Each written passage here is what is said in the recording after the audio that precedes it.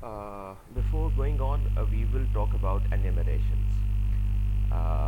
सी plus plus में constants को facilitate करने के जो मुख्तलिफ तरीके हैं उनमें से कुछ तरीकों के बारे में हमने पहले बात की थी। एक तो हमने कहा था कि लिटरल कॉन्स्टेंट्स होते हैं, यानी वैल्यू एज इट इज़ जहाँ हम इस्तेमाल कर रहे होते हैं। फिर हमारे पास एक कीवर्ड है कॉन्स्ट, जिसके ज़रिए हम जैसे एक आम वेरिएबल डिक्लेयर करते हैं उसी तरीके से कोई कॉन्स्टेंट भी डिक्लेयर कर सकते हैं। और तीसरा तरीका जो हमने देखा था that was using the constant expression, जिसमें एक फंक्शन लाइक एक्सप्रेशन इस्तेमाल करते हैं हम कांस्टेंट एक्सप्रेशंस को फैसिलिटेट करने के लिए। आज एक चौथा तरीका हम डिस्कस करेंगे जिसमें हम इन एन्यूमरेशंस बनाते हैं एनम कीवर्ड के ज़रिए, और ये एक यूज़र डिफाइंड टाइप बन जाती है। एक जो एन्यूमरेशंस होता है, enumerations allow a variable to accept only a certain set of values, यानी हम एनएम के ज़रिए जो वेरिएबल्स डिक्लेयर करते हैं उसके अंदर जो सेट ऑफ वैल्यूज़ है वो भी हम डिफ़ाइन कर देते हैं, और वही रिस्ट्रिक्टेड सेट ऑफ वैल्यूज़ ही उसके अंदर जो है उसको इस्तेमाल किया जा सकता है, एक्सेप्ट किया जा सकता है। मिसाल के तौर पे ये एक एग्जांपल आपको एन्यूमरेशन की नज़र आ रही है, right. So we have used this keyword to declare the enumeration enum, enum। फिर आप उसका एक नाम रख लेते हैं, जैसे एक आम वेरिएबल का नाम रखते हैं, और फिर आप ये कर्ली ब्रैकेट्स के अंदर सेमी कॉलन के साथ इसको क्लोज कर देते हैं, जो भी आपने इसके अंदर वैल्यूज़ डिफ़ाइन करनी है। फिर आप इसके अंदर जो वैल्यूज़ डिफ़ाइन कर रहे हैं उसको उनको अगर आप देखें तो आपने बेसिकली रेनबो कलर्स के नाम से एक एनुमरेशन डिफ़ाइन किया है, और आप जो रेनबो के अंदर कलर्स होते हैं उनको यहाँ पर लिस्ट कर देते हैं। सो ये 7 वैल्यूज़ आपने एनुमरेशन की यहाँ पर डिफ़ाइन कर दी। अच्छा, फिर एक और चीज़ ये होती है कि जो वैल्यूज़ आप यहाँ पर डिफ़ाइन करते हैं उन तमाम वैल्यूज़ को कंपाइलर जो है वो एक इंटीजर आइडेंटिफायर असाइन कर देता है, ठीक है। मिसाल के तौर पे जो कंपाइलर बाय डिफ़ॉल्ट करता है वो 0 से शुरू करता है, तो वायलेट को वो 0 दे देगा, इंडिगो को 1 दे देगा, ब्लू को 2 दे देगा, ग्रीन को 3 दे देगा, एंड सो ऑन, ठीक है। इसके अलावा आपके पास ये चॉइस होती है कि आप इनिशियल वैल्यू खुद भी स्पेसिफाई कर सकते हैं। मिसाल के तौर पे यहाँ हमने वायलेट इज़ इक्वल टू 0 कर दिया है। इसका मतलब ये है कि हम ये कह रहे हैं कि वायलेट की जो वैल्यू है, यानी जो पहली वैल्यू है, उसको 0 से शुरू करना है। कंपाइलर खुद भी 0 से ही शुरू करता है अगर आप स्पेसिफाई ना करें, लेकिन आप खुद से भी स्पेसिफाई कर सकते हैं, और आप 0 के अलावा भी कोई चीज़ स्पेसिफाई कर सकते हैं। जो भी वैल्यू आप स्पेसिफाई करेंगे वो वहीं से उसकी वैल्यू स्टार्ट करेगा। इसकी हम कुछ एग्जांपल देखेंगे अब जो आगे जब हम इस्तेमाल करेंगे इफ़ कंडीशन के अंदर इसको। फ़िलहाल ये एक छोटी सी एग्जांपल है जो इस बात को डेमोन्स्ट्रेट करती है कि मिसाल के तौर पे आपके पास एक एनुमरेशन है कार्डिनल डायरेक्शंस के नाम से, जिसमें आपने चारों कार्डिनल डायरेक्शंस को लिस्ट किया हुआ है, नॉर्थ, साउथ, ईस्ट और वेस्ट, ठीक है। अच्छा, इसमें आपने ये किया है कि जो नॉर्थ है इसको जो वैल्यू आपने दी है वो 25 दी है, राइट।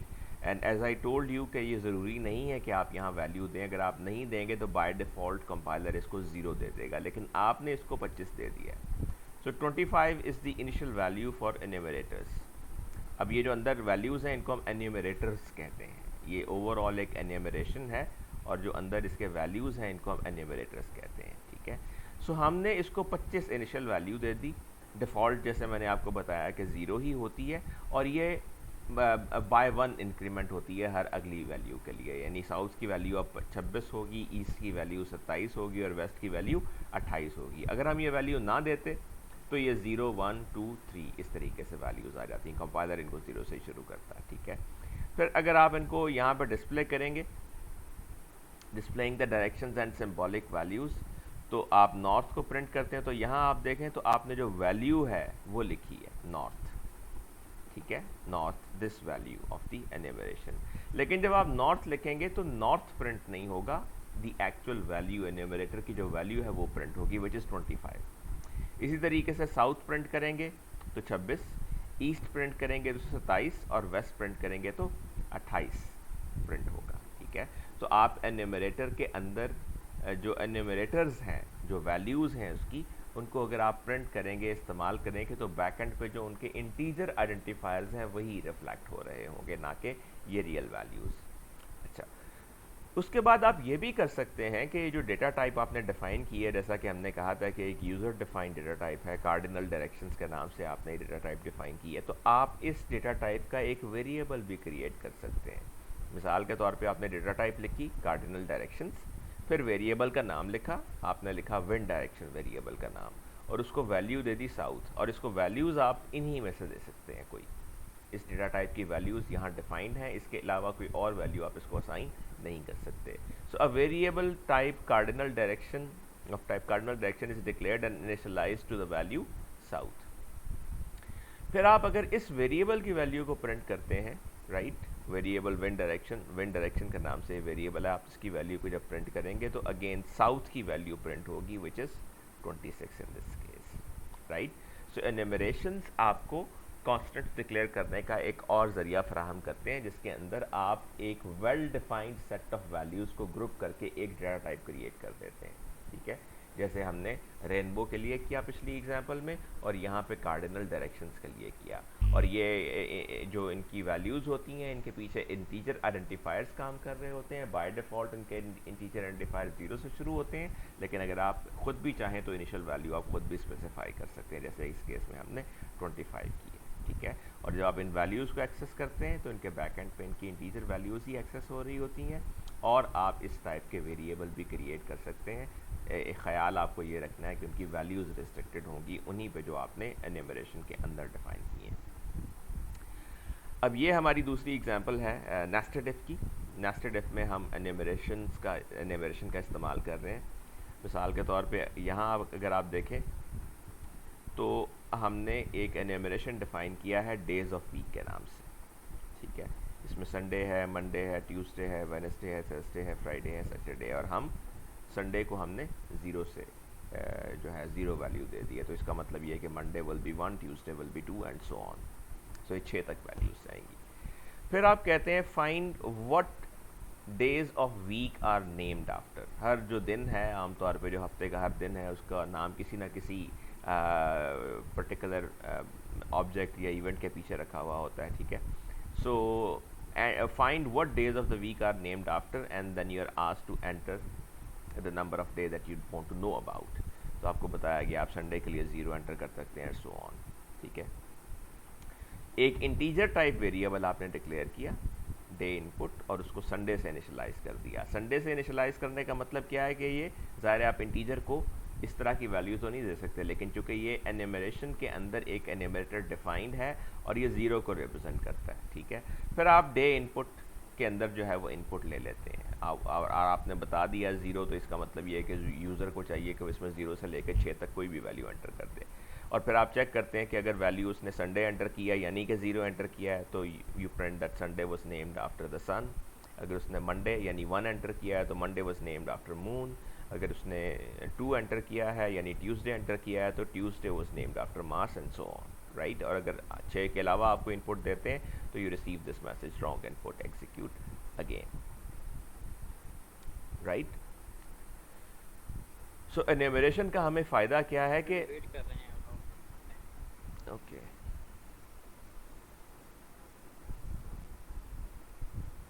इस कोड को हम एग्जीक्यूट करके भी देखते हैं।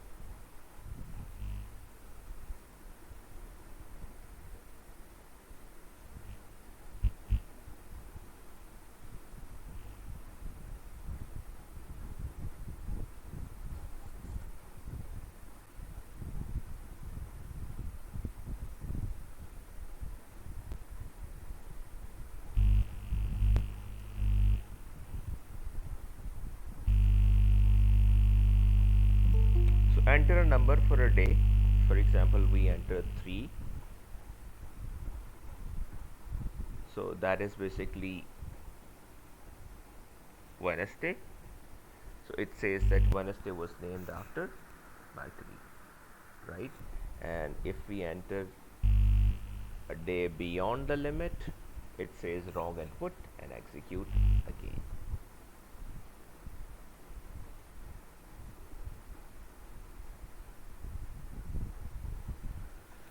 Okay ji. Next we talk a bit about switch statement, switch case. Switch case checks a particular expression against a set of constants and possibly perform a different action for each of those different values. आमतौर पे switch के अंदर आप कोई expression देते हैं और वो एक्सप्रेशन जो है वो इवैल्यूएट होकर किसी वैल्यू में ट्रांसफॉर्म होता है, किसी कांस्टेंट में ट्रांसफॉर्म होता है, और फिर आप केस के आगे उसकी जो पॉसिबल आउटकम्स हैं वो लिस्ट कर देते हैं। मिसाल एक्सप्रेशन की वैल्यू अगर ये है तो आप डू समथिंग ब्रेक, अगर केस की वैल्यू ये है तो do something break, and so on. So you can list as many cases as there can be, और फिर आप आखिर में आप एक ऑप्शनली डिफ़ॉल्ट केस भी लिख सकते हैं जो कि उस सूरत में एग्जीक्यूट होता है जबकि कोई भी लेबल जो है वो मैच नहीं करता, right? So this is the expression to be evaluated. These are the possible values of expression in switch, label A, label B or whatever, right? और एक और चीज़ जो आपको यहाँ नज़र आ रही है वो है ब्रेक स्टेटमेंट। अगर मिसाल के तौर पे अगर आपका पहला केस ट्रू हो जाता है, ये मैच कर जाता है, तो इसका मतलब ये है कि ये स्टेटमेंट एग्जीक्यूट होगी, ठीक है। अगर आप यहाँ पे ब्रेक नहीं लिखेंगे तो इसके बाद जितनी भी स्टेटमेंट्स मिलेंगी आपको ब्रेक से पहले केसेस मिलेंगे वो बाय डिफ़ॉल्ट वो भी एग्जीक्यूट कर देगा। लिहाजा केस के अंदर ज़रूरी होता है कि अगर आपको एक्सक्लूजन मेंटेन करनी है तो आप हर केस के बाद ब्रेक स्टेटमेंट का इस्तेमाल करें, वरना जैसे ही कोई केस ट्रू होगा उसके बाद वाला केस भी, अगर उसमें भी ब्रेक नहीं है तो उसके बाद वाला भी, यानी जब तक ब्रेक स्टेटमेंट नहीं मिलेगी तमाम के तमाम केसेस जो हैं खा वो ज़रूरी खा वो ठीक ना भी हो तो भी वो एग्जीक्यूट हो जाएंगे। Okay, so we see an example of switch case. अब ये वही एग्जांपल है जो अभी हमने देखी थी इफ़ एल्स के साथ, अब वही एग्जांपल हम स्विच केस के साथ देखते हैं, ठीक है। और इफ़ एल्स इफ़ की जो डेमोन्स्ट्रेशन है वो बहुत अच्छे तरीके से स्विच केस के अंदर हो जाती है।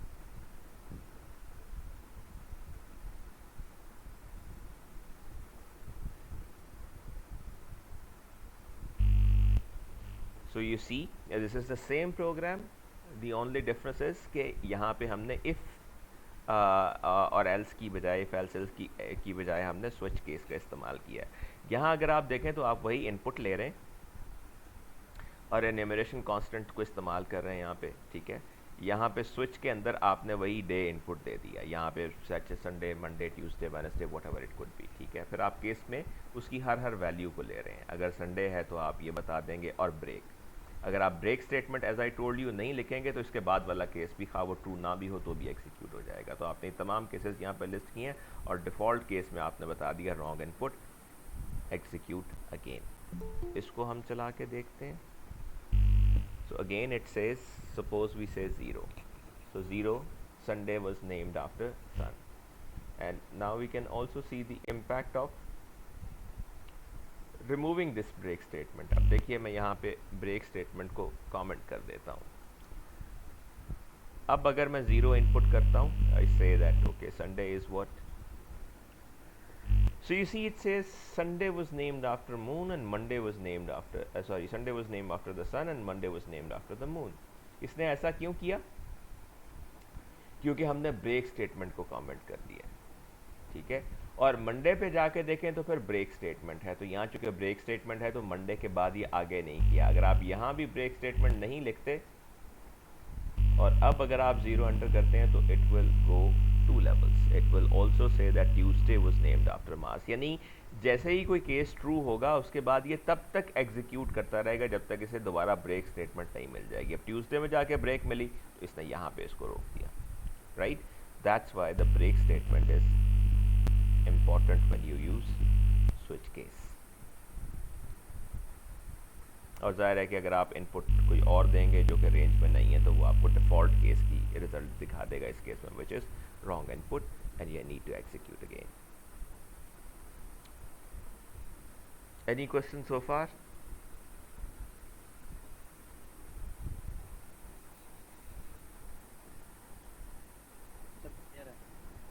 Okay, then we have a short form of writing if else as well, ठीक है। हमारे पास ये ternary operator हम इसे कहते हैं। ये ternary operator है हमारे पास जिसमें एक क्वेश्चन मार्क और कॉलन का हम इस्तेमाल करते हैं। और होता ये है कि आप कोई कंडीशनल एक्सप्रेशन लिखते हैं, फिर ये क्वेश्चन मार्क लिखते हैं और फिर वो एक्सप्रेशन लिखते हैं जो इस एक्सप्रेशन के ट्रू होने के केस में जिसने चलना है, और फिर कॉलन के बाद लिखते हैं दूसरा एक्सप्रेशन जिसने इसके फॉल्स होने के केस में चलना है। मिसाल के तौर पे आप इंट मैक्स एक वेरिएबल आप लिख रहे हैं, इसको आप असाइन कर रहे हैं num1 ग्रेटर देन num2। अब num1 ग्रेटर देन num2 एक कंडीशनल एक्सप्रेशन है जिसका जवाब या ट्रू होगा या फॉल्स होगा, ठीक है। तो उसके बाद आपने क्वेश्चन मार्क के बाद लिखा है num1, ठीक है, यानी आप मैक्स को num1 असाइन करेंगे या num2 असाइन करेंगे, और num1 या num2 में से कौन सा असाइन होगा ये डिपेंड करता है कि इस एक्सप्रेशन की इवैल्यूएशन क्या आती है। अगर num1 ग्रेटर देन num2 है यानी ये ट्रू है, फिर पहली वैल्यू इसको असाइन हो जाएगी, वरना दूसरी वैल्यू इसको असाइन हो जाएगी, right. So we can see an example of this as well.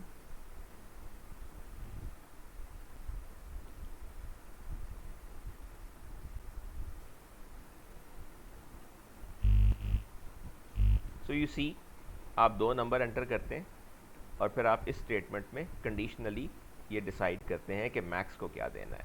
num1 num2 से अगर बड़ा है, ट्रू है, तो पहली वैल्यू, और अगर फॉल्स है तो दूसरी वैल्यू। तो आपको कंडीशन अप्रोप्रिएटली यहाँ पे प्लेस करनी है। अब अगर हम इसको इस तरीके से चला के देख लें, 22 एंड 25 एंटर कर दें, इट सेज, अब इसने यहाँ क्या किया, क्या num1 यानी 22 25 से बड़ा है, तो इसका जवाब है फॉल्स। इसका मतलब है कि दूसरी वैल्यू मैक्स को असाइन करनी है। अगर इसका जवाब ट्रू होता तो पहली वैल्यू मैक्स को असाइन कर दी जाती। और अगर आप इसको इफ़ एल्स की फॉर्म में देखें तो ये बिल्कुल ऐसा ही है कि आप यूँ लिखें, if num1 is greater than num2 तो मैक्स को दे दें num1, वरना मैक्स को दे दें num2। सो ये स्ट्रक्चर इस्तेमाल करना या ये स्ट्रक्चर इस्तेमाल करना, दोनों बिल्कुल इक्विवेलेंट हैं। सो बज़ाहिर हम ये कह सकते हैं कि आपने इफ़ एल्स को एक बहुत शॉर्ट फॉर्म के अंदर लिख लिया। जो आपने 4-5 लाइनों में कोड लिखना था वो आपने एक लाइन के अंदर लिख लिया। So it makes your code short and may be a bit compact. लेकिन एक सवालिया निशान इसके साथ ये भी आएगा कि क्या ये कोड उतना ज़्यादा रीडेबल रहा अब जितना पहले था। So it is not considered very convenient to use this too often because it can easily go confusing as well. But this is one facility available for writing if else in a short form. It is called ternary operator.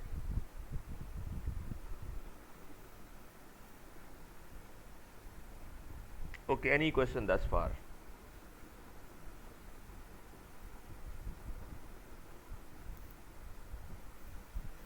Okay, from now we will be talking about loops, iterating using loops. तो अभी तक हमने sequence और selection, दो logic के दो structures जो हैं वो स्टडी किए हैं। सीक्वेंस का मतलब क्या होता है कि एक स्टेटमेंट के बाद दूसरी, दूसरी के बाद तीसरी और तीसरी के बाद चौथी स्टेटमेंट एग्जीक्यूट होती है। दूसरी फॉर्म ऑफ लॉजिक हमारे पास सिलेक्शन होती है। सिलेक्शन में क्या होता है कि आप कंडीशनली डिसाइड करते हैं कि आपको एक तरफ जाना है या दूसरी तरफ जाना है। जैसे कि इफ कंडीशन में, स्विच कंडीशन के, स्विच केस के अंदर हम ये देख रहे थे, तो वहाँ पे आप सीक्वेंस में नहीं बल्कि आप based on the outcome of condition decide करते हैं कि आपको कौन सी सेट ऑफ स्टेटमेंट्स को एग्जीक्यूट करना है। जो लॉजिक का तीसरा स्ट्रक्चर है वो है लूप। तो ये लॉजिक जो है आमतौर पे कहा जाता है कि इन तीन स्ट्रक्चर्स पर बेस करती है, सीक्वेंस, सिलेक्शन और आइटरेशन या looping. Okay,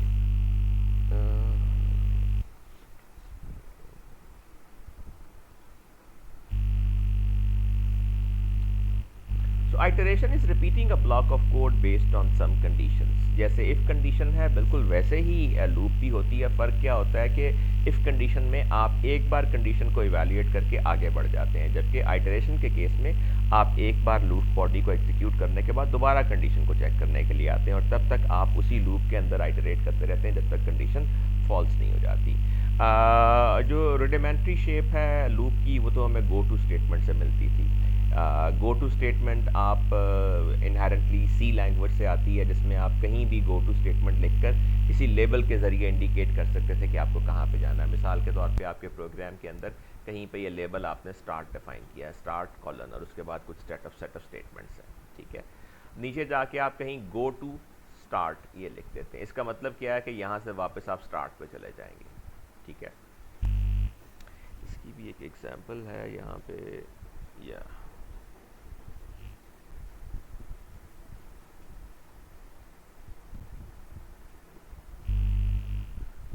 so like this, आपका एक प्रोग्राम है जो आपसे कहता है जी दो नंबर एंटर करें। आपने 34 और 56 एंटर किया, इसने 34 56 को मल्टीप्लाई करके प्रिंट कर दिया और ऐड करके भी प्रिंट कर दिया। फिर उसके बाद आपसे पूछता है do you wish to perform another operation, you can enter Y और एन। सो अगर आप वाई एंटर करेंगे तो ये गो टू स्टार्ट यहाँ पे आ जाएगा। सो हम वाई एंटर करके देखते हैं तो ये दोबारा इसने यहीं से एग्जीक्यूशन स्टार्ट कर दी। ठीक है, so this is the very basic shape of loop. लेकिन आम तौर पे जो गो टू स्टेटमेंट है इसको वल्नरेबल समझा जाता है, बिकॉज ये एक बहुत कंपोज स्टाइल में नहीं लिखी हुई होती। सो इसके अंदर के जो मैकेनिज़म्स हैं उसके अंदर वल्नरेबिलिटी ज़्यादा समझी जाती हैं, और आम तौर पे ये रिकमेंड किया जाता है कि गो टू को इस्तेमाल ना किया जाए बल्कि प्रॉपर लूप्स को इस्तेमाल किया जाए। तो we move on to the while loop. While loop is the first loop that we talk about. The statement block executes repeatedly until the expression in while evaluates to false. So आप while loop की जब बारी आती है आप expression को evaluate करते हैं। अगर ये expression true है तो आप इन statements को execute करते हैं, और इन स्टेटमेंट को एग्जीक्यूट करने के बाद जैसे इफ़ कंडीशन में आप करते थे कि नेक्स्ट मूव ऑन कर जाते थे, यहाँ आप मूव ऑन नहीं करेंगे बल्कि दोबारा इस एक्सप्रेशन को चेक करने के लिए आएंगे। अगर ये अब भी ट्रू है तो आप इन स्टेटमेंट्स को दोबारा एग्जीक्यूट करेंगे। तो वाइल लूप के अंदर आप उस वक्त तक आइटरेट करते रहेंगे जब तक कि ये कंडीशन एक्सप्रेशन फॉल्स नहीं हो जाता। ठीक है, और अगर ये एक्सप्रेशन कभी भी फॉल्स ना हो तो उसका मतलब क्या होगा कि ये लूप हमेशा चलती रहेगी, ये लूप कभी भी टर्मिनेट नहीं करेगी। We can regard it as an infinite loop. So मिसाल के तौर पर हमारे पास ये वही एग्जांपल है जो हमने पहले देखी थी, इसमें हम वाइल लूप का इस्तेमाल कर रहे हैं। ठीक है, so we see directly from there then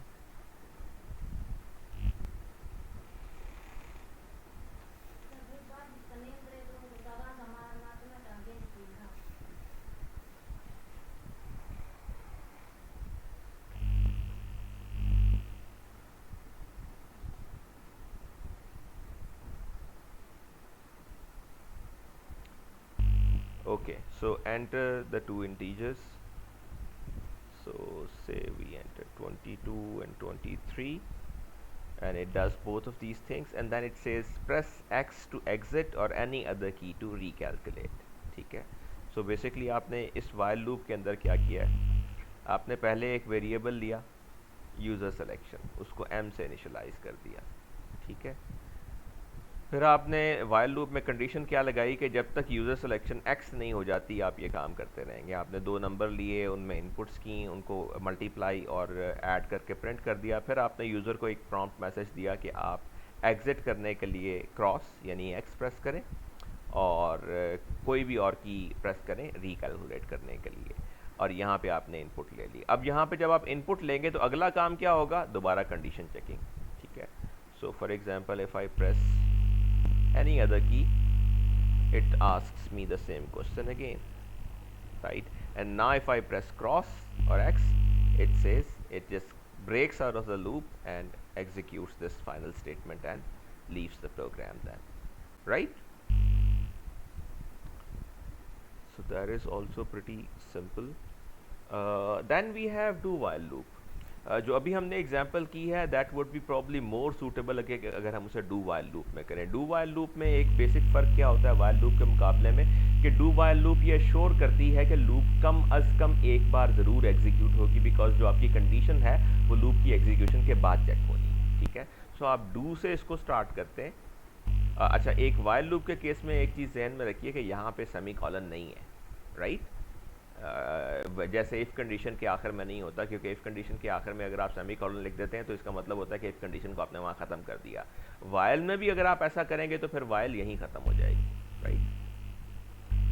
अच्छा, एक मिनट होल्ड कीजिएगा।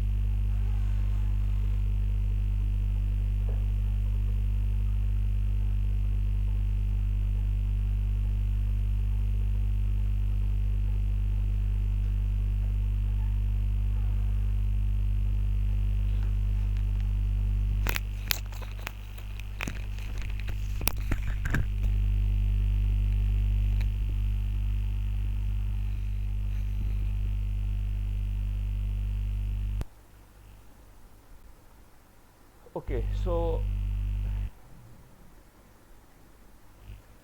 डू वाइल लूप के अंदर आप जो डू वाइल लूप जब आप एनकाउंटर करते हैं तो आप स्टेट लूप की स्टेटमेंट्स को एग्जीक्यूट करने के लिए लूप में दाखिल हो जाते हैं और लूप की स्टेटमेंट्स को एग्जीक्यूट करने के बाद आप पहली बार कंडीशन चेक करते हैं, right? So this is the primary difference between while and do while, that in do while the condition is checked after executing the loop once, और वाइल लूप चूँकि यहाँ पे ख़त्म हो रही होती है तो यहाँ पे आप सेमी कॉलन भी प्लेस करते हैं। वाइल से पहले नहीं करते, डू वाइल के अंदर आप वाइल के बाद सेमी कॉलन प्लेस करते हैं। तो जो अभी हमने एग्जांपल देखी थी वही एग्जांपल अगर हम डू वाइल से देखें तो हमें शायद ज़्यादा ऑर्गेनिक लगेगी compare to what we were doing before. तो इस केस में आप देखें यूज़र सिलेक्शन, आपने वेरिएबल लिया, आपने इसे एक्स ही से इनिशियलाइज कर दिया और यहाँ आप डू के बाद ये काम कर रहे हैं, ठीक है? और बाद में आप चेक करते हैं यूज़र सिलेक्शन को यहाँ पर, या उसने यूज़र ने अगर एक्स एंटर नहीं किया तो you can iterate in this loop. So 2 2 and this is how it goes, and you press X here, it exits immediately. Okay जी, any problem, any question thus far? कोई सवाल है अभी तक तो पूछ लीजिए।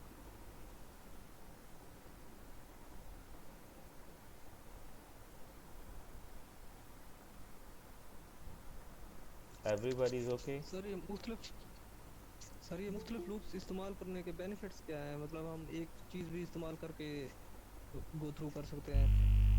असल में जब आप डाइवर्स प्रोग्रामिंग सिचुएशंस फेस करते हैं तो उसमें आपको मुख्तलिफ स्ट्रक्चर्स मुख्तलिफ एतबार से सूटेबल लगते हैं। जैसे अगर एक आइटरेबल ऑब्जेक्ट है आपके पास तो आप फॉर लूप को इस्तेमाल करने में कन्वीनियंट होंगे।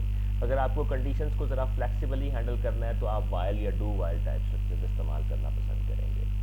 ऐसा मुमकिन होता है कि बहुत सारे प्रॉब्लम्स जो एक लूप से किए जा सकते हैं दूसरी लूप से भी किए जा सकते हैं, हम इन्हें एक्सक्लूजन में नहीं रखते, लेकिन स्टिल ऐसी सिचुएशंस होती हैं जिनमें programmatically suitability of one loop compare to the other loop ज़रा बेहतर होती है, लेकिन कोई फर्जियत नहीं होती कि आपको ये लूप यहाँ पर लाजमी इस्तेमाल करनी है। का आपको अपनी लॉजिक को इम्प्लीमेंट करने के लिए मुख्तलिफ अंदाज में फैसिलिटीज़ प्रोग्रामिंग लैंग्वेज देती है, आपको बाउंड नहीं करती कि आप कोई ख़ास चीज़ किस तरीके से कब इस्तेमाल करेंगे।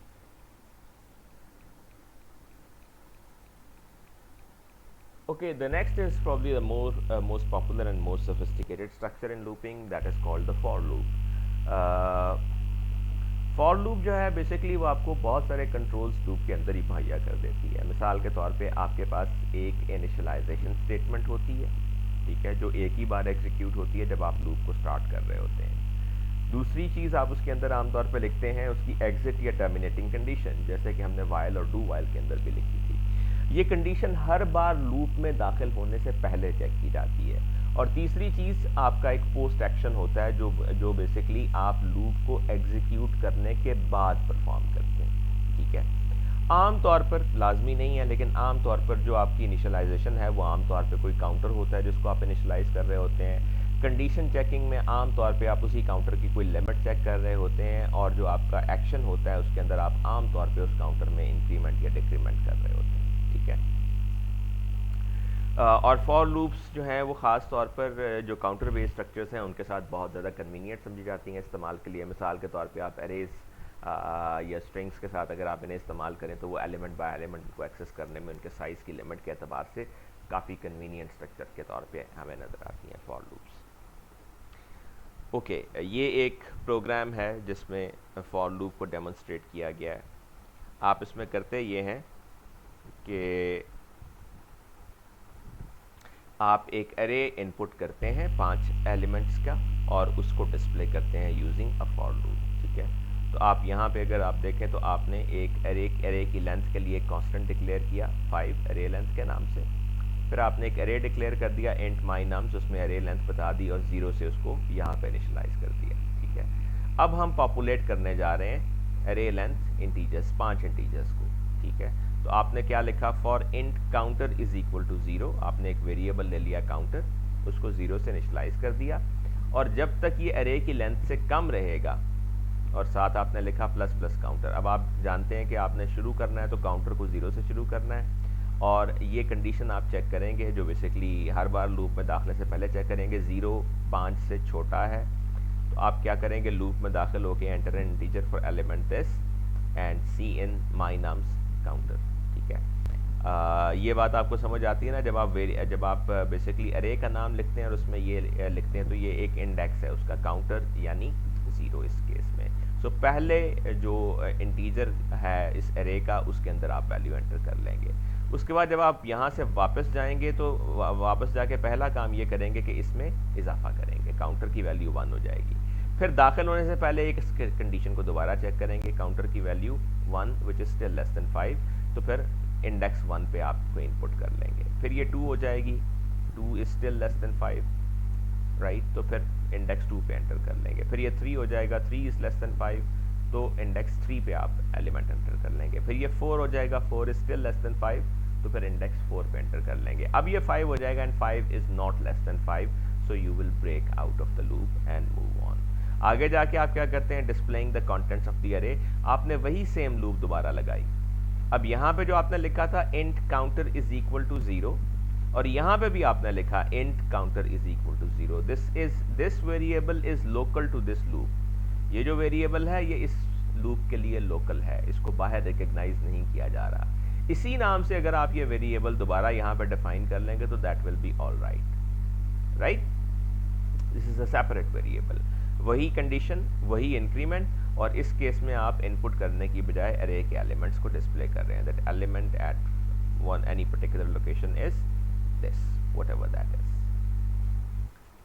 सो इस एग्जांपल को भी हम एग्जीक्यूट करके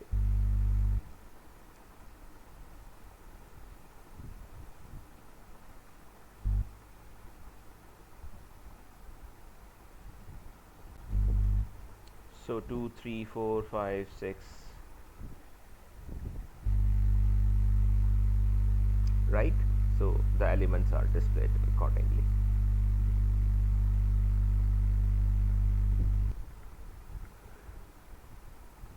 अच्छा, फर्ज करें अगर मैं यूं करूं,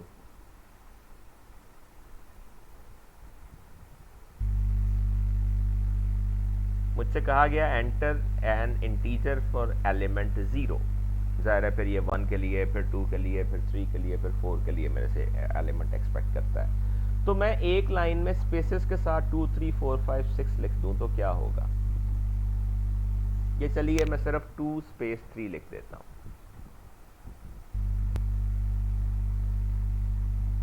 आप जानते हैं कि सी इन स्पेस को अकोमोडेट नहीं करती,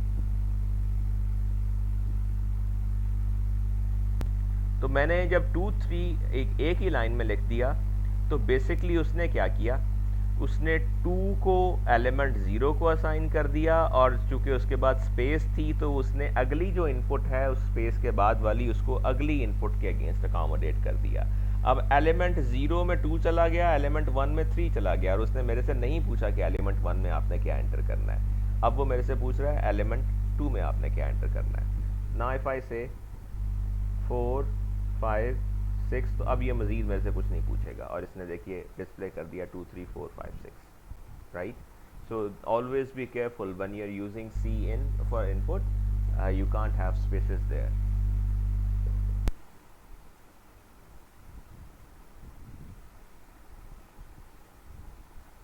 ओके, अच्छा, फिर फॉर लूप में एक चीज़ ये कि ज़रूरी नहीं है कि आप ये सारी कंडीशंस स्पेसिफाई करें। यहाँ पे अगर आप देखें इस लूप के केस में आपने इनिशियलाइजेशन की है, कंडीशन लगाई है, लेकिन आपका आखिरी स्टेप इस केस में मिसिंग है। ठीक है, क्योंकि लूप भी हम ऐसे ही लगा रहे हैं जिसमें शायद हमें इंक्रीमेंट डिक्रीमेंट की ज़रूरत नहीं है, सच हमने यूज़र से इनपुट लेनी है।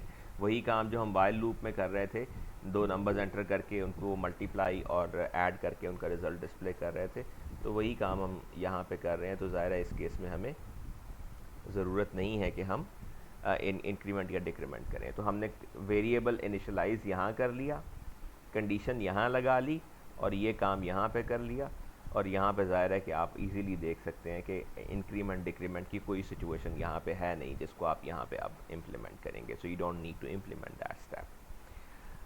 इनफैक्ट लूप्स आपको ये प्रिविलेज देती हैं फॉर लूप पर्टिकुलरली कि आप ये जो 3 बातें आपने इसमें लिखनी होती हैं, जैसे कि इस केस में हमने 2 लिखी हैं, आप चाहें तो कोई भी चीज़ इसमें मेंशन ना करें, ना इनिशियलाइजेशन करें, ना कंडीशन लिखें, और ना ही इंक्रीमेंट डिक्रीमेंट या जो भी आपने पोस्ट एक्शन परफॉर्म करना था वो मेंशन करें। अगर आप ऐसी लूप लिखते हैं जिसमें आपने इन तीनों में से कोई भी चीज़ मेंशन नहीं की, आपको 2 सेमी कॉलन बहरहाल फिर भी लिखने पड़ेंगे, तो ऐसी लूप को हम इनफाइनाइट लूप कहेंगे। जैसे आप वाइल के केस में अगर वाइल के अंदर ट्रू लिख दें तो वो लूप हमेशा चलती रहेगी, वो एक इनफाइनाइट लूप बन जाएगी। इसी तरीके से फॉर के अंदर अगर आप कोई भी कंडीशन मेंशन ना करें, तीनों स्टेप्स में से कोई भी स्टेप मेंशन ना करें, सिर्फ खाली 2 सेमी कॉलन्स लिख दें, तो फॉर लूप भी इनफाइनाइट लूप के तौर पर काम करेगी।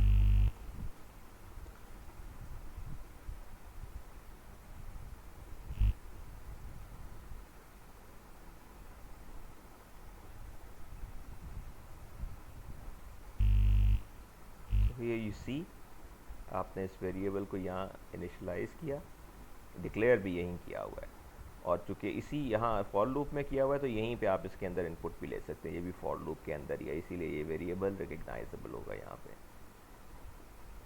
So you enter 2 integers and now you are asked whether you want to continue or recalculate. You can press X to exit or any other key to recalculate.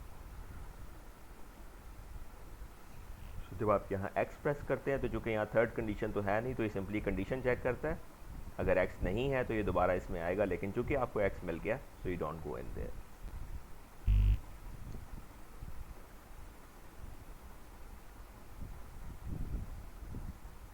और अगर मैं ये कंडीशन हटा दूं,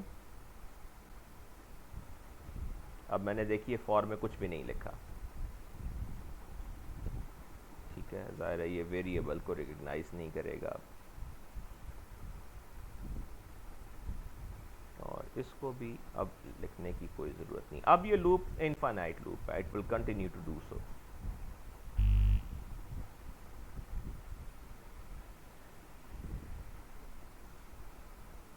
तो जितनी बार चाहे मैं इसको चलाता रहूं, ये लूप अब एक इनफाइनाइट लूप है, इट विल नेवर एंड। ठीक है,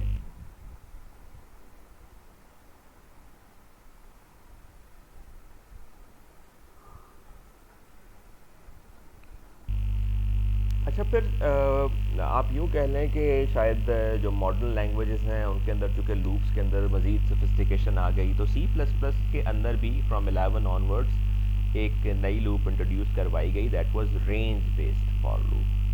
ठीक है, so it can operate over a range of values. अब वो रेंज ऑफ वैल्यूज़ क्या हो सकती है? मिसाल के तौर पे वैल्यूज़ इन एन अरे, राइट, एक आइटरेबल स्ट्रक्चर है जिसके अंदर आप एक रेंज के ऊपर ऑपरेट कर सकते हैं। और तरीकाकार क्या है?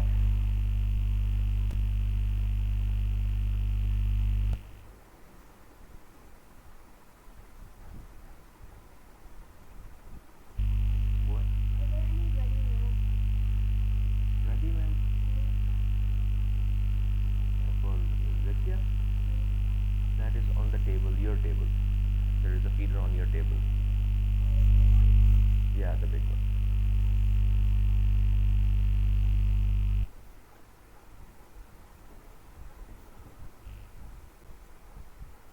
ओके, सो बेसिकली आप इसमें क्या करते हैं कि आप जो भी सीक्वेंस है आपका, मिसाल के तौर पे वो एरे है, तो आप एरे का नाम यहाँ लिखेंगे और जिस टाइप का वो एरे है उस टाइप का एक वेरिएबल यहाँ पे आप मेंशन कर देंगे। तो होगा क्या कि वो इसमें से एक एक एलिमेंट को उठा के ऑटोमेटिकली इस वेरिएबल के अंदर डालता रहेगा, और फिर आप उस वेरिएबल के साथ जो भी करना चाहते हैं वो आप इसकी बॉडी के अंदर कर सकेंगे। मिसाल के तौर पे आपके पास एक एरे है इंट सम नम्स, जिसमें आपने ये 5 नंबर स्टोर किए हुए हैं। ठीक है, आप इसके ऊपर अगर आइटरेट करना चाहते हैं तो आप लिखेंगे फॉर सम नम्स, यहाँ लिखेंगे बाद में कॉलन के बाद, कॉलन से पहले लिखेंगे आप उस टाइप का वेरिएबल जिस टाइप के नंबर्स आपने इसमें स्टोर किए हुए हैं। तो आपका जो ये एरे है ये इंटीजर टाइप का, तो आपने एक इंटीजर वेरिएबल यहाँ पे ले लिया। ठीक है, और फिर आप क्या कर रहे हैं? दी एरे एलिमेंट्स आर ए नाम। अब बेसिकली ये लूप कितनी बार चलेगी? उतनी बार चलेगी जितने के इस एरे के अंदर एलिमेंट्स हैं। और इस लूप को कैसे पता चलेगा? ये चीज़ ऑटोमेटिकली होगी, ये चीज़ बैकएंड पे ऑटोमेटिकली मैनेज हो रही होगी कि एरे का साइज़ क्या है, आप ये चीज़ स्पेसिफाई नहीं कर रहे होंगे। So the loop will automatically know that there are 5 elements at one time. पहली बार जब आप इस लूप को इटरेट करता देखेंगे तो ये पहला एलिमेंट उठाएगी यानी कि 1, इसको वेरिएबल ए नाम में प्लेस कर देगी। आप ए नाम प्रिंट करेंगे तो 1 प्रिंट हो जाएगा। जब दोबारा ऊपर आएंगे तो दूसरा एलिमेंट 101 इसके अंदर चला जाएगा, 101 प्रिंट हो जाएगा। फिर -1 आ जाएगा, -1 प्रिंट हो जाएगा, 40 और फिर 20 40 आखिर में, राइट। सो बेसिकली आप ऑटोमेटिकली इसको काम करता हुआ देखेंगे कि जो एलिमेंट्स आपने स्पेसिफाई किए हैं इसके अंदर, जो सीक्वेंस आपने स्पेसिफाई किया है इसके अंदर, वो उसके अंदर से एलिमेंट बाय एलिमेंट उसको उठा के जब तक कि उसके अंदर एलिमेंट्स मौजूद हैं उनको मैनिपुलेट कर देगा आपके लिए। इसमें एक और छोटी सी चीज़ जो आप कर सकते हैं वो ये है कि आप ऑटो कीवर्ड का यहाँ पे बहुत अच्छा इस्तेमाल कर सकते हैं। मिसाल के तौर पे आप यहाँ पे स्ट्रक्चर का नाम लिखते हैं, जो भी सीक्वेंस आप यहाँ पे इस्तेमाल कर रहे हैं, वो अरे है, कैरेक्टर अरे है, इंटीजर है, फ्लोट है, जो भी है, तो आप जिस एलिमेंट में आप उसको लें तो बजाय इसके कि उसकी डेटा टाइप स्पेसिफाई करें, आप उसे ऑटो रख दें। ऑटो रखने का एडवांटेज क्या होगा, that you won't have to be worried about कि आपने जिस टाइप का ये सीक्वेंस है उसी टाइप का वेरिएबल लिया है, ठीक है। ऑटो ऑटोमेटिकली उसी टाइप का डेटा टाइप ये चूज़ कर लेगा जिस टाइप के एलिमेंट्स इसके अंदर मौजूद हैं और आप उनको मैनिपुलेट कर पाएंगे। So we see an example of this as well. आपने यहाँ पे एक अरे लिया, उसको यहाँ पे जो है उसके ऊपर आइटरेट कर लिया, ठीक है। फिर उसके बाद आपने एक और अरे लिया, इस केस में आपने इंट जो है स्पेसिफाई कर दी टाइप। एक और आपने अरे लिया, उसको आपने ऑटो से ले लिया, ठीक है। फिर आपने एक कैरेक्टर अरे लिया, उसको भी आपने ऑटो से ले लिया। और फिर आपने एक डबल टाइप का अरे लिया, उसको भी आपने ऑटो से ले लिया। और फिर आपने एक स्ट्रिंग ली, ये सी स्टाइल अरे था और ये C++ स्टाइल स्ट्रिंग है, ठीक है, जिसको आपने अगेन ऑटो से ले लिया और ये ऑटो से आपके लिए ऑपरेशन परफॉर्म कर देगा। हम इसको एग्जांपल को रन करके देखते हैं सो दैट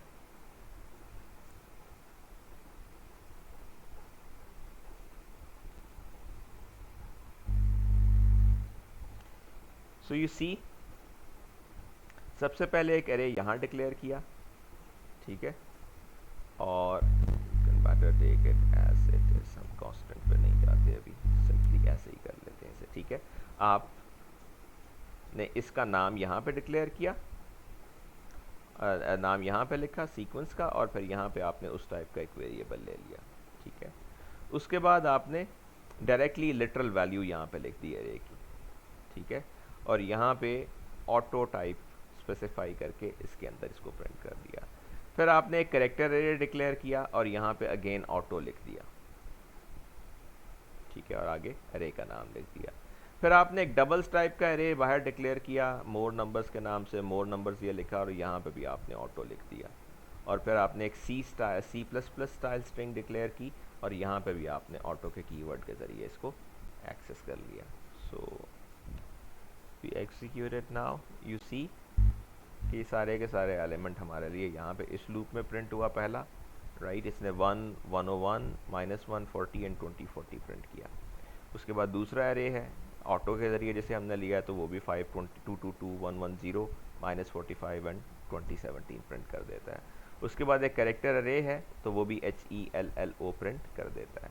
फिर उसके बाद एक डबल टाइप का अरे है जो हमारे लिए 3.14 -1.3 22 एंड 10101 प्रिंट कर देता है। और फिर आखिर में हमारे पास एक C++ स्ट्रिंग है, उसको भी जब हम प्रिंट करते हैं तो उसके भी सारे कैरेक्टर्स बाय वन हमारे लिए प्रिंट हो जाते हैं, राइट। और बेसिकली यहाँ पे हम क्या कर रहे हैं कि एलिमेंट प्रिंट करने के बाद एक स्पेस भी प्रिंट कर देते हैं ताकि it is clearly readable. So hello world, H space E space L space and so on, right.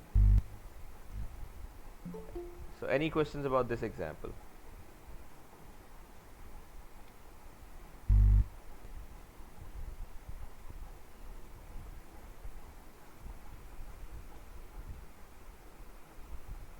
Okay. The next thing is that loops के behavior को हम ज़ाहिर है उनकी conditions से control कर रहे होते हैं, लेकिन अगर आप conditions के अलावा loop के अंदर भी control चाहें तो हमारे पास दो structures available हैं, एक continue और एक ब्रेक का इस्तेमाल हमने पहले स्विच के साथ भी देखा है। तो जो काम स्विच के साथ ब्रेक कर रही थी, यहाँ भी ब्रेक लूप के साथ वही सलूक करती है। कंटिन्यू स्टेटमेंट तो लूप में कहीं भी आ जाए उसका मतलब ये होता है कि आप लूप के शुरू में चले जाएं और दोबारा से एग्जीक्यूशन शुरू से स्टार्ट कर दें। जबकि ब्रेक स्टेटमेंट का मतलब ये होता है कि कहीं भी ब्रेक स्टेटमेंट अगर आपने एनकाउंटर कर ली तो आप लूप को एग्जिट करके लूप के बाद वाली स्टेटमेंट्स को एग्जीक्यूट करने के लिए चले जाते हैं, राइट। सो मिसाल के तौर पे अगर आप इन तीन लूप्स को देखें तो ये तीनों loops kind of infinite loops हैं, इनकी कंडीशंस जो हैं वो कभी फॉल्स नहीं होंगी। वाइल ट्रू अगर आप लिख दें तो ये हमेशा ट्रू रहेगा, डू वाइल में भी ट्रू लिख दें तो ये हमेशा ट्रू रहेगा, फॉर लूप में अगर आप सिर्फ दो सादा सेमीकोलन लिख दें तो ये भी हमेशा ट्रू रहेगा। सो ऐसे केसेस में जब आप कंडीशन के ज़रिए उस चीज़ को प्राइमरली कंट्रोल नहीं कर पा रहे होते, ऐसी सिचुएशंस होती हैं जहां कंडीशन के अंदर डायरेक्टली इस चीज़ को मेंशन करना मुमकिन नहीं होता या मुश्किल होता है, तो आपको फिर लूप के अंदर जाके कहीं कोई ऐसे एक्सप्रेशन लिखने होते हैं, कोई ऐसी वैल्यूज़ लिखनी होती हैं जो कि आपकी फ्लो को मॉडिफाई कर सकें। सो मिसाल के तौर पर आप यहाँ कोई इफ़ कंडीशन लिखते हैं और आप साथ लिख देते हैं ब्रेक, यहाँ कोई इफ कंडीशन लिखते हैं साथ ब्रेक लिख देते हैं, यहाँ कोई इफ कंडीशन लिखते हैं ब्रेक लिख देते हैं, because you need to have a way to come out of this loop. मिसाल के तौर पे कभी कभी ऐसा होता है कि आपको कुछ काम कंटिन्यूसली करने होते हैं, लाइक आपका ऑपरेटिंग सिस्टम जो है वो फ़र्ज़ करें जस्ट फॉर एग्जांपल आजकल तो ज़्यादा इंटरप्ट बेस्ड है, लेकिन फॉलोइंग मैकेनिज्म में है और वो बार बार किसी नई डिवाइस की कनेक्टिविटी को चेक करता है कि आपने कोई नई डिवाइस तो नहीं लगाई, आपने कोई यूएसबी तो नहीं लगाई। अच्छा, एक प्रोग्राम है जो कंटिन्यूसली इस चीज़ को मॉनिटर कर रहा है वो, और वो एक इनफाइनाइट लूप में चल रहा है, ठीक है। अच्छा, उसमें जाहिर है कि कहीं कोई एरर आ जाए तो उस एरर के केस में वो उस लूप से एग्जिट भी कर सकता है। सो मिसाल के तौर पे जो इफ़ कंडीशंस हैं वो अंदर किसी एरर को इंडिकेट करने के लिए इस्तेमाल हो सकती हैं या whatever, right. So break statement जैसे ही यहाँ पे एग्जीक्यूट होगी आप लूप से बाहर आ जाएंगे, राइट।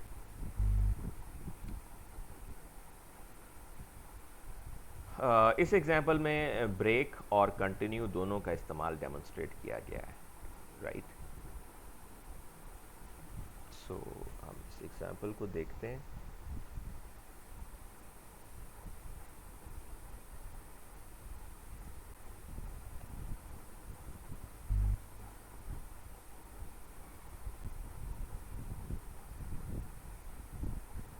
सो यू सी कि हमने यहाँ एक फॉर लूप लगाई है जो कि बहरहाल एम्प्टी है तो इनफाइनाइट है, ठीक है। आप दो नंबर्स इनपुट लेते हैं,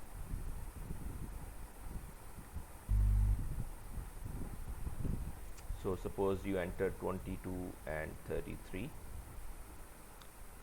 Okay, now it gives you one opportunity. Do you wish to correct the numbers? Right? अब यहाँ पे हम आके देखते हैं कि इसने कंडीशन क्या लगाई, do you wish to correct the numbers, और आप यहाँ चेंज नंबर्स एक करेक्टर है जिसके अंदर आप येस या नो एंटर कर देंगे। अगर आप येस एंटर करते हैं तो इसने यहाँ पे लगाया हुआ है कंटिन्यू, यानी कंटिन्यू का क्या मतलब है, यहाँ लूप के शुरू में जाकर दोबारा एग्जीक्यूशन स्टार्ट कर देगा ये, right. So I just enter ये वाई, सो ये दोबारा मेरे से enter two integers. So suppose I say that I need to enter the same numbers and now it says do you want to correct the numbers, I say no, I don't want to correct the numbers, anything other than y will result in this, ठीक है। ये number को multiply और add कर देता है और उसके बाद कहता है press x to exit or any other key to recalculate। आप एक और करेक्टर यहाँ पे एंटर करते हैं, ठीक है, और आप एक कहते हैं कि आपको अगर कंटिन्यू करना है तो आप कोई भी कैरेक्टर एंटर कर दें और अगर आपको एग्जिट करना है तो आप एक्स प्रेस कर दें, ठीक है। अब एक्स प्रेस के केस में चूंकि हमने लूप से बाहर आना है तो उसने ब्रेक स्टेटमेंट को इस्तेमाल किया यहाँ, राइट। तो अब अगर मैं एक्स प्रेस कर देता हूँ तो ये ब्रेक कर जाएगा, अगर मैं एक्स प्रेस नहीं करता कुछ और प्रेस करता हूँ तो लूप चूँकि यहाँ ख़त्म हो रही है तो ये दोबारा लूप के स्टार्ट में चला जाएगा, और लूप में चूँकि कोई कंडीशन नहीं है, वो इनफाइनाइट लूप है, तो वो लूप शुरू से दोबारा आइटरेट करना शुरू कर देगी। If I press X now, I will exit by printing this message on the console.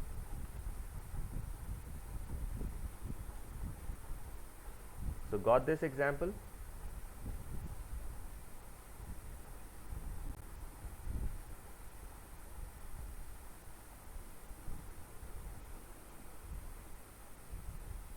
Gee, everybody is okay with what we are saying and doing? Yes. Okay, अच्छा, ये जो कंटिन्यू और ब्रेक इन दोनों का इस्तेमाल है, it's a bit tricky. ज़ाहिर है जो लूप के ऊपर गो टू के साथ भी अगर हम कंफर्टेबल नहीं थे तो इसलिए नहीं थे कि आप एक लेबल लगा के एक वाइल्ड अंदाज में उसको मैनिपुलेट कर रहे होते हैं, so the chances of vulnerabilities are always more, ठीक है। लेकिन जब हम इसी तरीके से जब हम लूप्स के अंदर कंटिन्यू और ब्रेक का इस्तेमाल करते हैं तो again it brings a bit more vulnerability. बेहतर ये होता है कि आपकी लूप्स की कंडीशंस वेल डिफाइंड हों और आप उन्हें लूप की जो कंडीशन का पार्ट है उसके अंदर हैंडल कर रहे हों, but still there are situations जहां हमें कंटिन्यू या ब्रेक या दोनों का इस्तेमाल करना पड़ता है। So whenever we are making use of continue और break, we should be very sure of the logic that we have implemented, because any little thing can result in very different results than what we expected to implement. Okay, next is nested loops. जैसे हमने पहले एक example देखी थी जिसमें हम if statements को nest कर रहे थे, तो इसी तरीके से हम लूप्स को भी नेस्ट कर सकते हैं, यानी एक लूप के अंदर एक और लूप लगा सकते हैं, जैसे कि आपको इस एग्जांपल में नज़र आ रहा है। इस एग्जांपल में हमने क्या किया है, हम बेसिकली कर क्या रहे हैं कि हमारे पास दो एरेज हैं और हम उन एरेज के रिस्पेक्टिव एलिमेंट्स को what we are doing is yes, हम उन एरेज के एलिमेंट्स को आपस में मल्टीप्लाई कर रहे हैं। क्या अच्छा, फ़र्ज़ करें कि हमारे पास एक एरे है जिसकी लेंथ हम 3 रखते हैं, एक एरे की लेंथ हम 2 रखते हैं। हम उन दोनों को यहाँ पर डिक्लेयर कर देते हैं 35 - 3 और 0, और फिर दूसरे एरे के elements 20 and -1, multiplying each integer in mynums1 by each in mynums2। तो आपका एक एरे mynums1 है, इसके हर इंटीजर को आप mynums2 के हर इंटीजर से मल्टीप्लाई करना चाहते हैं। आपने पहली लूप लगाई आउटर लूप, जो कि उसमें आपने वेरिएबल इंडेक्स लिया, index 1 is equal to 0, index 1 is less than array 1 underscore length, और फिर इंडेक्स में आप इंक्रीमेंट कर रहे हैं। तो ये लूप बेसिकली पहले एरे को कंट्रोल करेगी, ये पहले एरे के इंडेक्सेस के लिए चलेगी। फिर इसके अंदर आपने दूसरे एरे के लिए आपने अंदर एक नेस्टेड लूप लगा दी, index 2 0, index 2 less than array 2 length and index 2 plus plus, ठीक है। और फिर आप सी आउट क्या कर रहे हैं, mynums1 index 1 times mynums2 index 2 equals mynums1 index 1 times mynums2 index 2। तो इसको और इसको मल्टीप्लाई करने का जो नतीजा होगा वो ये होगा, वो आप यहाँ प्रिंट कर रहे होंगे, यानी इट विल बी लाइक, आप पहली बार जब चलेंगे तो यहाँ पे जो इसका एरे 1 लेंथ है ये 35 को इंडिकेट कर रही होगी, सो इट विल बिकम 35, और फिर इसके अंदर आ जाएंगे तो ये पहले 20 के लिए चलेगी, फिर इंक्रीमेंट होके 1 के लिए चलेगी, सो इट विल बी 35 × 20 और फिर 35 × -1। फिर ये लूप ख़त्म हो जाएगी तो आप आउटर लूप में आएंगे, ये अब इसका इंडेक्स इंक्रीमेंट होके 1 हो जाएगा तो ये -3 को ले लेगी, और फिर ये दोबारा इसके लिए चलेगी -3 × 20 एंड -3 × -1, और फिर ये अंदर वाली लूप फिर एग्जिट करेगी, और फिर आउटर लूप में आप आएंगे तो ये तीसरा एलिमेंट आप ले लेंगे 0, और फिर 0 × 20 और 0 × -1, ये मल्टीप्लिकेशन होकर आपके सामने आएगा।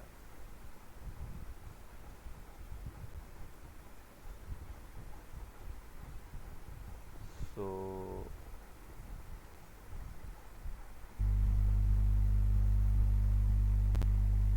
like you see them here, ठीक है। So 35 × 20, 35 × -1, because outer loop एक बार चलती है तो उसकी हर आइटरेशन के लिए इनर लूप 2 बार चलेगी, फिर आउटर लूप दूसरी बार चलेगी तो -3 आ जाएगा, सो -3 × 20, -3 × -1, और फिर आउटर लूप तीसरी बार चलेगी तो 0 आ जाएगा, 0 × 20 and 0 × -1। Any doubt in this example?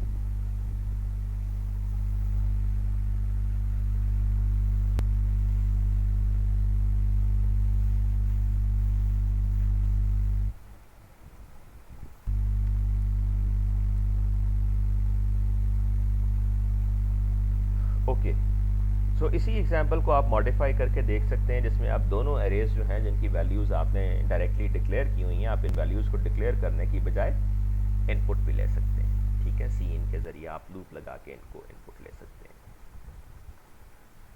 Then there is an example where we can use nested loops for multi dimensional arrays, ठीक है। मिसाल के तौर पे यहाँ हमारे पास एक एरे है जिसमें 3 रोज़ और 4 कॉलम्स हैं, और हमने उसको इनिशलाइज करवाया हुआ है, 3 रोज़ 1 2 3, और हर रो में 4 column, 34 24 -20 is the first column, -1 33 65 and 40 is the second column, 8 79 -101 and 90, और फिर आखिरी कॉलम 22 -1 एंड 97, राइट। तो इसके अंदर बेसिकली आप क्या कर रहे हैं, आप अरे के एलिमेंट्स को प्रिंट कर रहे हैं, ठीक है। आपने नेस्टेड लूप लगाया हुआ है again for int row is equal to 0, row is less than num rows, row plus plus, और फिर int column is equal to 0, column less than num columns and column plus plus. तो आप हर रो का एक element लेंगे और उसके जो कॉलम है उसके तमाम एलिमेंट्स उसके लिए आइटरेट कर देंगे, ठीक है। सो आप यहाँ लिखते हैं इंटीजर रो कॉलम, और आपका जो भी रो कॉलम बनता है वो आप वहाँ एंटर करके उसको वहाँ पे प्रिंट कर लेते हैं। So we see this example as well.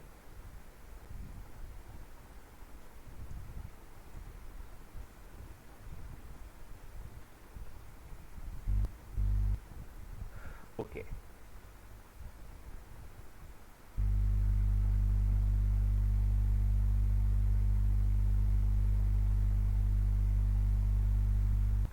So now you see ये रो 0 है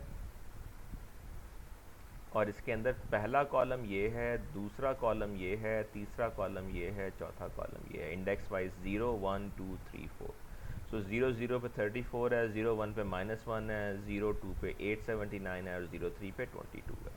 फिर ये आउटर जो लूप है जिसमें पहले 0 था, जिसके लिए कॉलम की 0 से लेकर 3 तक सारी वैल्यूज़ इस्तेमाल हुई, जब ये इस लूप से आप एग्जिट करेंगे तो अब आउटर लूप में 1 का इजाफा होगा और रो 1 हो जाएगी। जब रो 1 हो जाएगी तो वो फिर दोबारा इनर लूप 3 बार चलेगी, 4 बार उसके लिए, 0 1 2 3 के लिए। फिर इनर लूप ख़त्म हो जाएगी तो आप आउटर लूप में आएंगे और आउटर लूप अब 2 पे चल रही होगी। जब ये 2 पे चलेगी तो 2 पे दोबारा ये 4 बार चलेगी, 0 1 2 3, और ये चारों एलिमेंट्स प्रिंट हो जाएंगे यहाँ।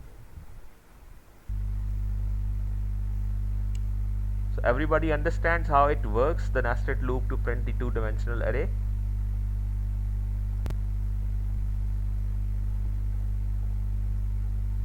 Yes, sir. Yes, sir. Okay.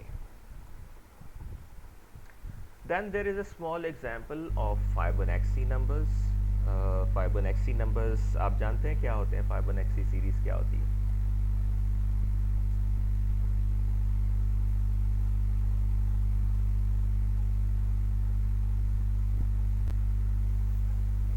No, sir.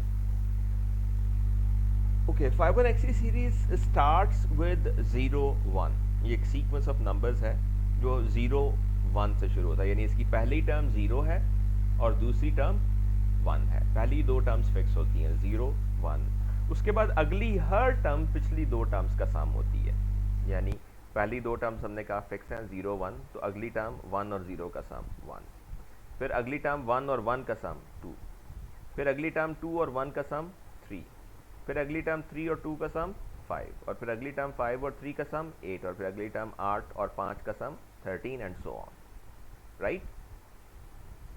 तो अब यहाँ जो एग्जाम्पल हम एक दिखाने जा रहे हैं, इस एग्जाम्पल के अंदर हम फाइबोनेक्सी सीरीज़ की टर्म्स को कैलकुलेट कर रहे हैं। अच्छा, इसको बजाय इसके कि हम यहाँ से करें, हम यहीं से जाके देखते हैं।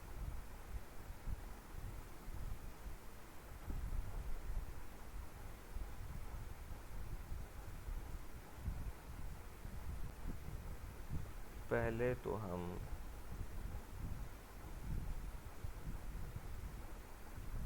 ये लाइंस कमेंट कर लेते हैं।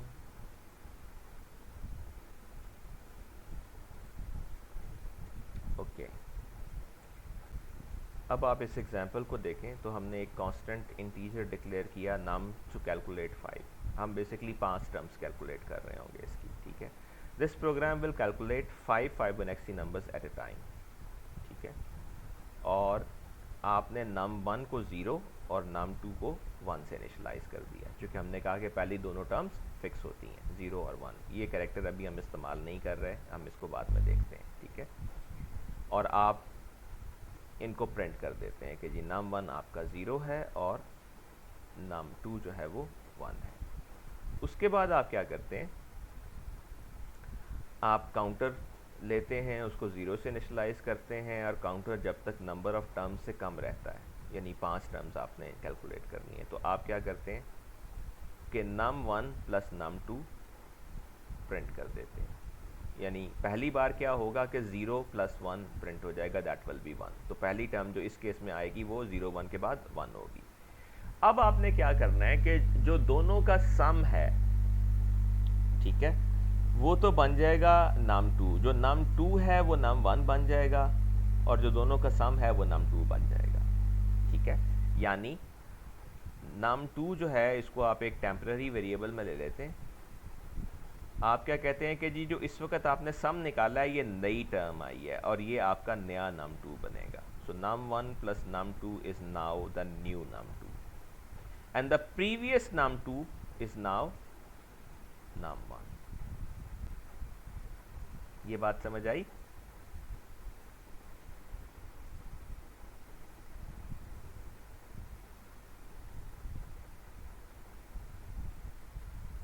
No sir.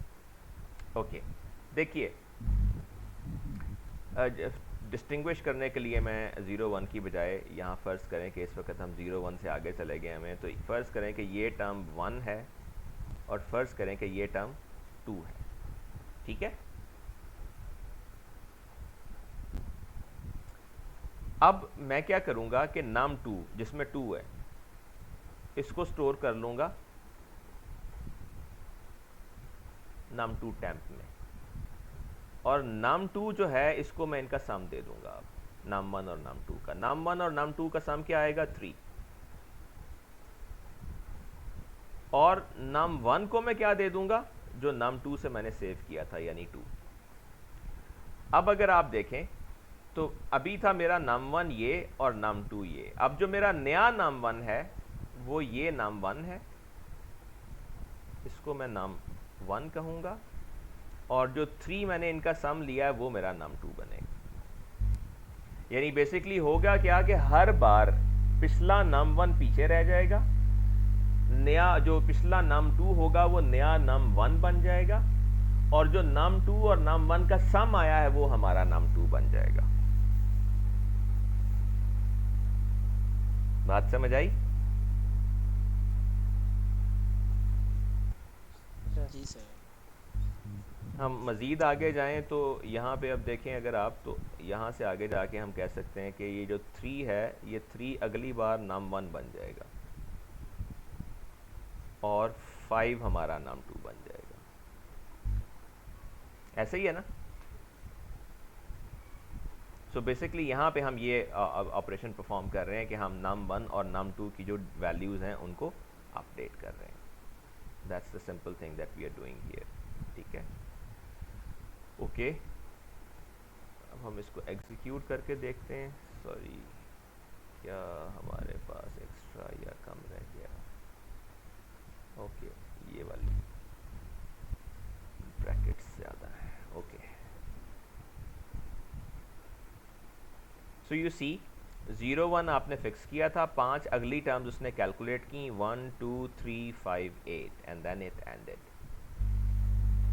Right, so basically ये लूप चलेगी 5 बार, और 5 बार जो है ये नाम वन और नाम टू की वैल्यूज़ मॉडिफाई करके आपको वो नंबर्स प्रिंट करके देगी। जब 5 से ऊपर चला जाएगा इंक्रीमेंट आपका काउंटर, तो फिर ये लूप से आप एग्जिट कर जाएंगे।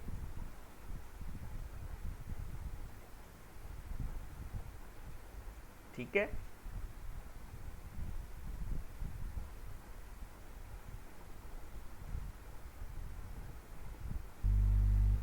Okay sir. अब एक छोटा सा ट्वीक इसके अंदर मज़ीद ये है कि हम यूज़र को ये ऑप्शन देते हैं कि यूज़र अगर मज़ीद 5 टर्म्स प्रिंट करना चाहता है तो वो कर ले। अब उसको, अब देखें हमने फॉर लूप को वाइल लूप के अंदर क्लोज किया हुआ है। वाइल लूप में हम क्या कह रहे हैं कि do you want more numbers, और आप मोर नंबर्स एक करेक्टर है, वो वांट मोर एक करेक्टर है जिसके अंदर आप इनपुट लेते हैं। अगर यूज़र वांट मोर में वाई एंटर करता है तो हम इस लूप को दोबारा एग्जीक्यूट करने लग जाते हैं। ठीक है, so we see it now. So we say yes we want more, तो ये अगली 5 टर्म्स यानी 8 जमा 5 13, 13 जमा 8 21, 21 जमा 13 34, 34 जमा 21 55, और 55 जमा 34 89। फ़र्ज़ करें कि मैं और 5 टर्म्स चाहता हूँ तो ये और 5 टर्म्स प्रिंट कर देता है। राइट,